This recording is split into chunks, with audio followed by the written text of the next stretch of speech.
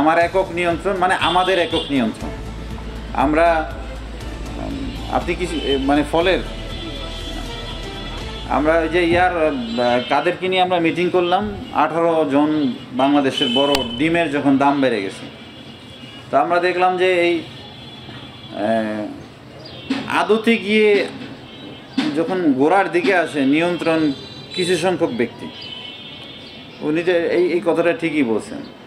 তো তারাই ঠিক করে ফেলতেছে পুরো ঢাকা শহরের মার্কেট।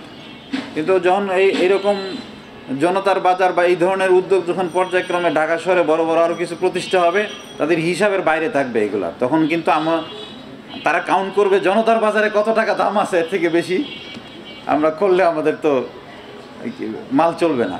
তখন লাভটা তারা করবে। আমরা চাচ্ছি ওনারা মুনাফা করবেন, কিন্তু যৌক্তিক মুনাফা করবেন।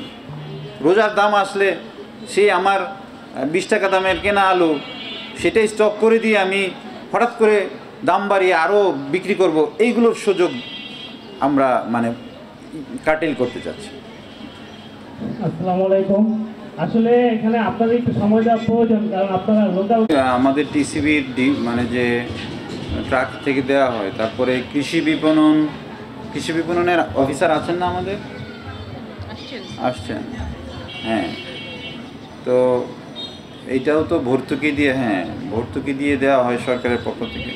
এগুলো সবই উদ্দেশ্য হচ্ছে দ্রব্যমূল্যটাকে নিয়ন্ত্রণ করা। তো আশা করি আমাদের এই পদক্ষেপটা সাকসেসফুলি ইনশাল্লাহ চালু হয়ে যাওয়ার পরে এইটার প্রভাবটা সবচেয়ে বেশি পড়বে। ঠিক আছে, এইটার প্রভাবটাই সবচেয়ে বেশি পড়বে। আর টিসিবির বিষয়গুলো আপনারা যেগুলো প্রসঙ্গ উঠেছে এগুলোর জবাব দেওয়ার প্রয়োজন নাই। আমাদের অনেক বাস্তবতা আছে, এগুলো অবশ্যই যেন আমরা খেয়াল রাখি। আমার মনে হয় একটু মনিটরিংটা জোরদার করতে হবে। আমাদের যারা ম্যাজিস্ট্রেট আছে এই অঞ্চলে কাজ করে, যারা অফিসার ইনচার্জ আছেন, আপনাদের প্রতি আমার অনুরোধ থাকবে আপনারা এখানে এসে মাঝে মধ্যে বিষয়গুলো পর্যালোচনা করবেন, ফিজিক্যালি এসে। আমাদের নায়েব সাহেব আছে, ইউনিয়ন ভূমি সহকারী কর্মকর্তা, আপনারা এগুলো মাঝে মধ্যে যে টিসিবির মাল যখন বিতরণ হয় আমরা নিজেরাও এসে দেখব, সহযোগিতা করব আমাদের সাথে, টিসিবি যারা কাজ করেন তাদের সাথে।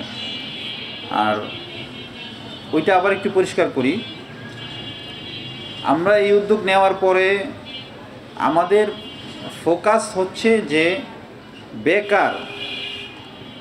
বেকার ছাত্র যুবক উদ্যোক্তা, আমরা তাদেরকে বলছি উদ্যোক্তা, এই শব্দটা ব্যবহার করছি আমরা, উদ্যোক্তা।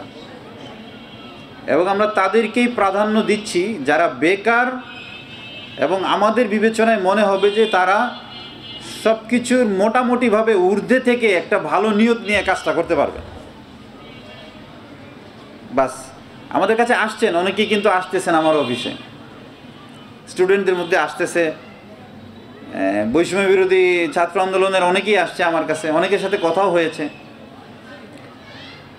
তো আমরা তাদেরকেই প্রাধান্য দিব যাদের আমরা দেখব যে তারা সব কিছুর ঊর্ধ্বে উঠে থেকে এই কাজটা করতে পারবে নির্দিষ্ট সময়ের জন্য। এই সময়ের জন্য তাদের সাথে আমাদের চুক্তি থাকবে, এই সময় তাদের পারফরমেন্সের মধ্যে আমরা থাকলে তাদেরকে বাদ দিয়ে দিব। কোনো নির্দিষ্ট লোকের হাতে গিয়ে এটা বন্দি হবে না, এতটুকু শুধু আমরা ইনশাল্লাহ বলতে পারি। এটা আমি শুরুতেই এটা বলেছি যে